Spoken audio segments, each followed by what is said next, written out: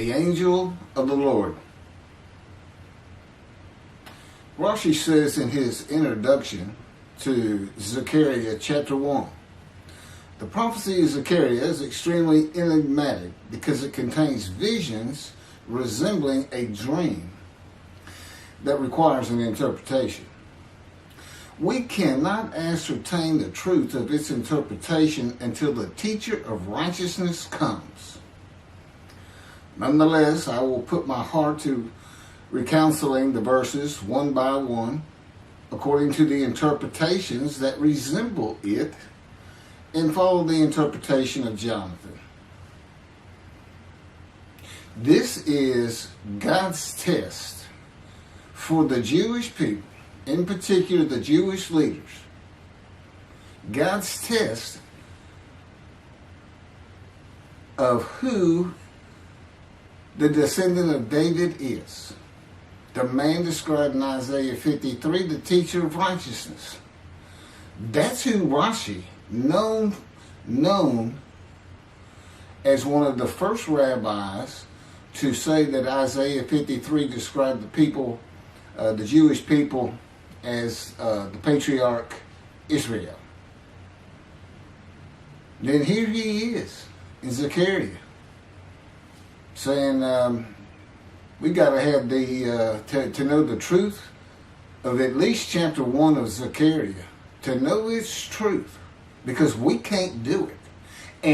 And no Jewish man, religious, academic, commentator, or otherwise, has ever had the answer to this. And yet this video is going to give it to you. Why? I'm a teacher of righteousness. This is Zechariah chapter 1, verses 7 through 12. That's the preamble that Rashi leads into before he starts his commentary. And this is in midrash form. That's where I take parts of a verse and interpret each in individual segments. Verse 7. On the 24th day of the 11th month of the second year of Darius, the month of Shabbat, this word of the Lord came to the prophet Zechariah, son of Berechiah, son of Iddo. This word of the Lord. This verse continues with, in the night I had a vision, which is not a word of the Lord. The word of the Lord coming to Zechariah means the messenger of the words of God has come to Zechariah, who is the angel of God's presence, and the word of the Lord. Literally, that's his name. He has alighted upon Zechariah to bring a vision from God. Not a word, a vision. Verse 8. In the night I had a vision. I saw a man mounted on a bay horse standing among the myrtles in the deep, and behind him were bay, sorrel, and white horses.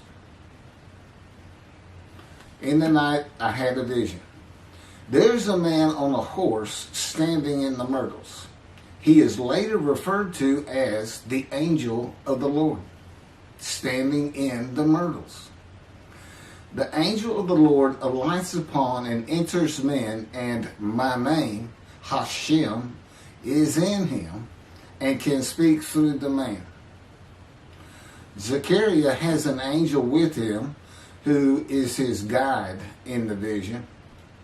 The deep is like a valley Zechariah is looking down on, filled with myrtle trees, and then an open area below that is where the bay, sorrel, and white horses are.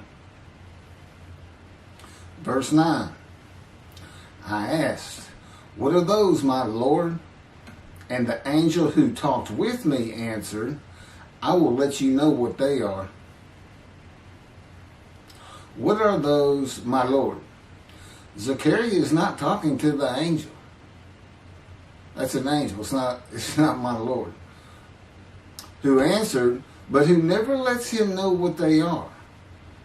he is asking the man standing among the myrtles on a bay horse about the horses in the open area and calls him my Lord. Verse 10. Then the man who was standing among the myrtles spoke up and said, these were sent out by the Lord to roam the earth. Then the man who was standing among the myrtles spoke up and said, again, this is midrash form. Okay, so the man standing in the myrtles answers the question of Zechariah, not the angel who is with Zechariah. Verse 11, and in fact, they reported to the angel of the Lord, who was standing among the myrtles. We have roamed the earth and have found all the earth dwelling in tranquility. And it's just like a dream. We have horses talking. You know, there could have been birds. Anything that can go far and go a long ways out and then come back. In this case, for this story or for this dream that was given Zechariah, it's horses. And in fact, they reported to the angel of the Lord. They who reported are the horses who had gone to and fro throughout the earth, and they spoke the report to the angel of the Lord, who was standing among the myrtles. The angel of the Lord, who was standing among the myrtles, has alighted upon and entered the man standing amongst the myrtles. The angel of the Lord is using this man as his visible presence. You cannot see the angel of the Lord. Just as he once used a burning bush for his visible presence, and God spoke through him to Moses. Not just as his visible presence, he also used the man to say, these were sent out by the Lord to roam the earth. In other words, it sounded like the answer was coming from this man. But it's coming from the angel of the Lord, and God is in that angel, his presence. Because that's the angel of his presence. You can find that in Isaiah chapter 63. I don't recall the verse. I never see anything on the angel of his presence. Wherever God's presence is, the presence that enters the temple, I never hear any mention of the angel that has to be with him. Why? It's the angel of his presence, who is the angel of the Lord. Yeah, I believe, and I'm not certain about this, but I've heard it at least one or two times, and that is Christianity believes the angel of the Lord is Jesus Christ. Thereupon the angel of the Lord exclaimed, O Lord of hosts, how long will you withhold pardon from Jerusalem and the towns of Judah, which you placed under a curse 70 years ago? Thereupon the angel of the Lord exclaimed. Okay, so the angel of the Lord exclaimed through the man. Zechariah heard the words come from the man standing in the myrtles. It is the only way Zechariah could have heard the words. The angel of the Lord can only speak to the man he has alighted upon. Ezekiel describes this as, a spirit entered into me and set me upon my feet, and I heard what was being spoken to me. O Lord of hosts, how long will you withhold pardon from Jerusalem and the towns of Judah, which you placed under a curse 70 years ago? The following verses are from the book of Isaiah regarding this curse. Isaiah chapter 43, verse 2. So I profaned the holy princes. I abandoned Jacob to proscription and Israel to mockery. That, of course, is God speaking. The profaning of the holy princesses is God's prophecy of the banishment of King Jeconiah and all his offspring from ever ruling over Judah and Jerusalem again. The line of the kings of Judah ended. The line described king by king in the first book of the New Testament of Christianity. the line of Jesus. The abandonment and mockery are God's prophecy that the northern kingdom and the southern kingdom of the Israelites would be defeated and deported from the promised land. Isaiah witnessed the deportation of the northern kingdom, but the deportations of the southern kingdom were many years after his death. This is chapter 43, verses 5 through 7. Fear not, for I am with you. I will bring your folk from the east, will gather you out of the west. I will say to the north, give back, and to the south, do not withhold. Bring my sons from afar, and my daughters from the end of the earth. All who are linked to my name, who I have created, formed, and made for my glory. Okay, this is God's prophecy that all the tribes of Israel would return from the Assyrian deportations of the tribes east of the river Jordan, that were Reuben, Gad, and the half-tribe of Manasseh, and all the tribes of the northern kingdom deported by Assyria, defeated and deported, and the Babylonian deportations of the southern kingdom. It is a prophecy that is specific to the Assyrian Babylonian exiles.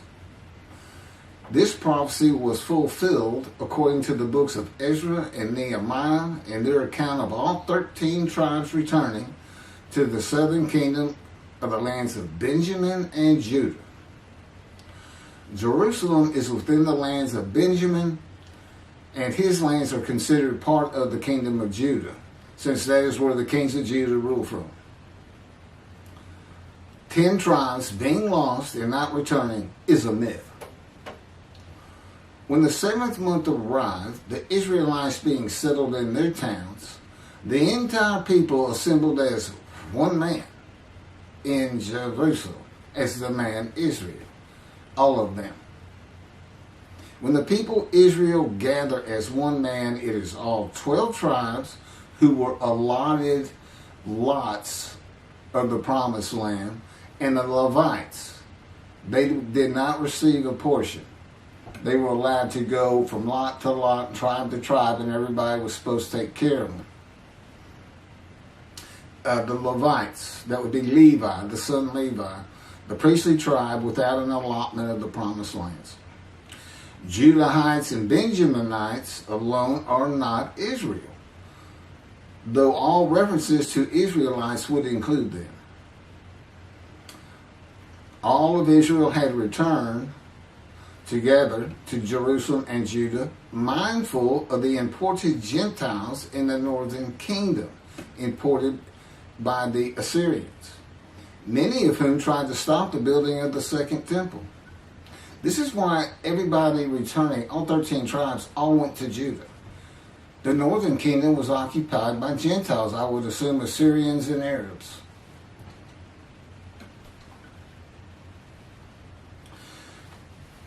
This is 1 Chronicles chapter 9, verses 2 and 3.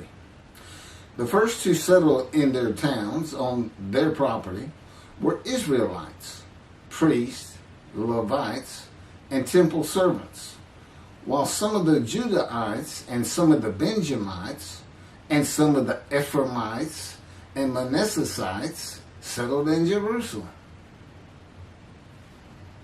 That would be Ephraim and Manasseh. Manasseh was such a large tribe, it had to be broken in. It was broken in two. Half of it set up, their allotment was east of the river Jordan by about where Edom would be. And well, that was the tribe of Gad. Not Edom, Gilead, where the Tishbite, Elijah, the Gentile, was an inhabitant. Ramoth Gilead. Manassites, Ephraimites, and Judahites were the tribes with the largest allotment of the lands of Abraham, and Jerusalem is in the lands of the Benjamites. Those are who just got mentioned. The three largest lot owners, okay, Benjamin, that's where Jerusalem is. He's important, and of course the priests, the Levites. So Ephraim and Manasseh were not lost tribes, as many believe from writings outside of the Bible. There never were lost tribes according to the Bible. Okay, so all 13 tribes returned and settled in new towns. The accounts of the deportations indicate there was not much left of the old towns. There is no account of how the new towns were settled, though it is unlikely it was based on prior ownership. The exile lasted too long for the deported owners to still be alive, and the tribes of the northern kingdom had to build new towns to live in. It also says the Levites settled in on their lands. So everybody had to pick and choose, and I'm sure the the strong and wealthy got the best places, and again, many just settled in Jerusalem. Okay, this is Isaiah chapter 43, verse 14. Thus said the Lord, your Redeemer, the Holy One of Israel, for your sake I send to Babylon. I will bring down all her bars, and the Chaldeans shall raise their voice in lamentation. This is God's prophecy that Assyria would be conquered by the Babylonians, who were defeated by the Chaldeans. But they actually go back and forth and actually became somewhat intermingled, Chaldeans and Babylonians. And that he would raise up the Gentile anointed king Cyrus of Persia to conquer them, to clear the way for all the tribes to return. That's how he cleared the way to the desert or made rivers for them. Basically, he got Cyrus to release them. Chapter 43, verse 25. And I never hear anything about this.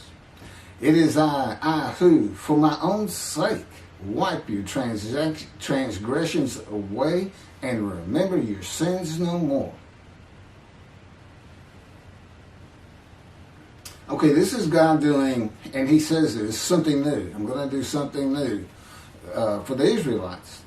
This story repeats with the new covenant that includes sin forgiveness of the Jewish people that arise with Elijah and the angel of the covenant after the exiles of the Roman dispersal return to the land of Israel in a time to come.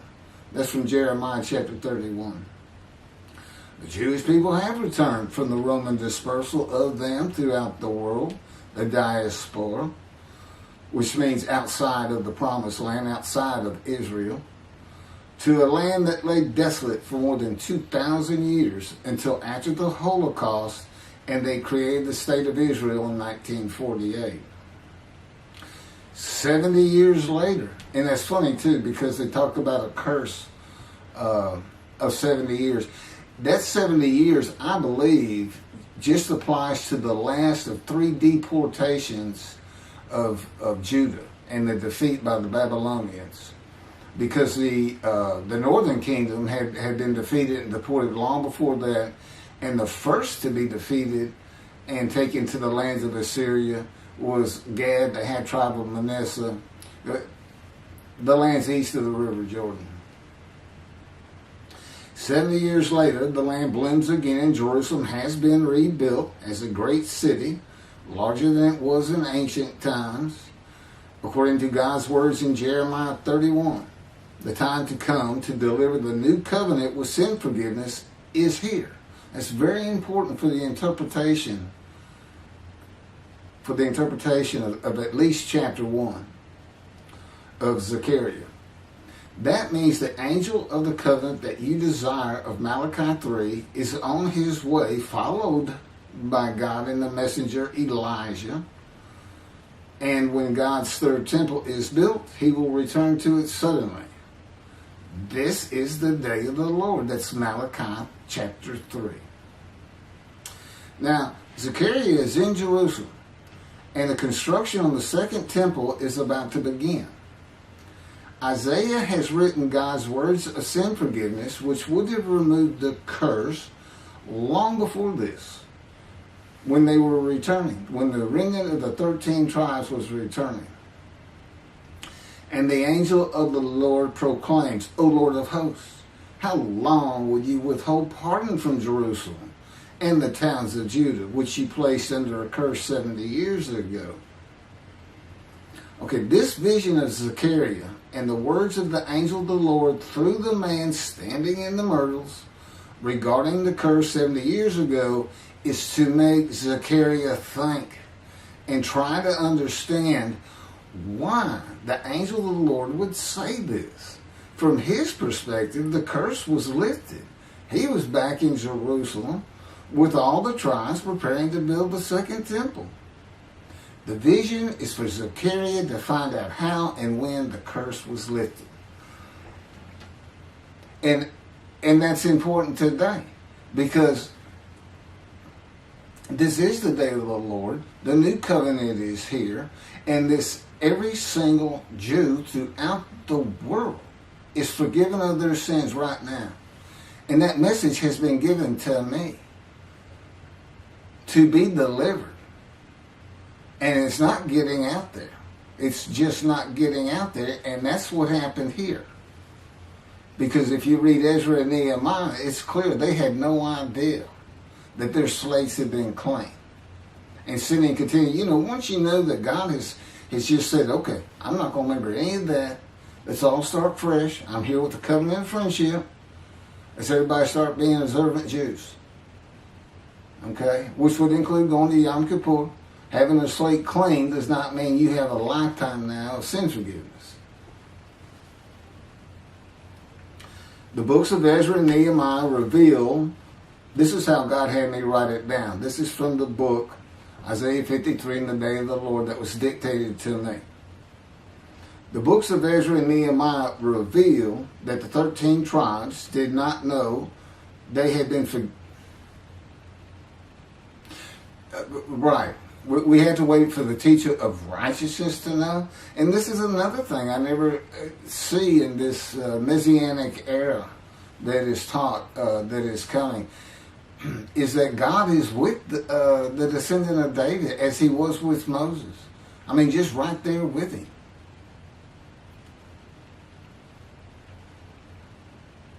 The books of Ezra and Nehemiah reveal that the 13 tribes did not know they had been forgiven of their sins to be a holy seed in the building of the second temple. If people know they have been forgiven and have a clean slate from past transgressions against God and His laws, they are more likely to stop their sinful ways and abide by His laws in the future. The scroll of Isaiah needs to be found and interpreted by Zechariah and the religious leaders so they will know of God's forgiveness of their sins. God will be returning before the temple is built. That would be the third temple, to test the devotion of His righteous servant and make him suitable for His purpose, which might prosper. That includes the building of the third temple. This would begin when His Spirit alights upon the anointed one, Moshiach. His presence with His righteous servant will be necessary for the temple to be rebuilt. Islam will not freely hand over their third most holy site to Israel and abandon the Dome of the Rock Mosque, a mosque that sits on the Temple Mount purchased by King David for God, the most holy site of the Jewish people. With God is the angel of His presence who is already on the way. You want me to skip that? Okay, this has been covered in other videos more than once.